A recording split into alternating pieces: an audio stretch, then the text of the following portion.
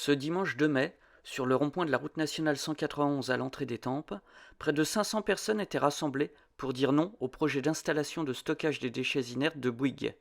Cet ISDI s'étendrait sur 34 hectares de la commune voisine de Saint-Hilaire. Les maires des communes de Saint-Hilaire, Boutervilliers, Châlons-Saint-Marc et Étampes, directement concernés, étaient en première ligne, soutenus par les élus du territoire et un collectif d'une quarantaine d'associations pour dire leur opposition à ce projet. Ce qui est présenté comme un remodelage de terres agricoles par Bouygues consisterait à amener 1,4 million de mètres cubes de terre de remblai de chantier sur le site. Des remblais venant des chantiers du Grand Paris, annonce l'entreprise, ce que dément d'ailleurs la Société du Grand Paris.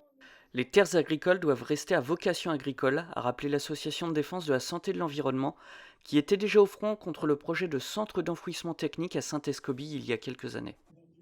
Cette ISDI, qui verrait le jour à côté de la vallée protégée de la Chalouette, suscite de nombreuses inquiétudes. Elle porte notamment sur le ruissellement et la préservation des forages d'eau potable. Avant la manifestation, Stéphane Demelemester, maire de Saint-Hilaire, a emmené sur site les élus venus nombreux apporter leur soutien. Outre les élus de l'Étampois Sud-Essonne, tous solidaires de leurs collègues, les parlementaires étaient nombreux, tout comme les élus de la région et du département, qui ont tous dit leur opposition au projet. On pouvait également apercevoir des têtes de liste pour le scrutin régional des 20-27 juin prochains, en les personnes d'Audrey Pulvar et de Clémentine Autain, qui étaient venues dans le Sud-Essonne dimanche.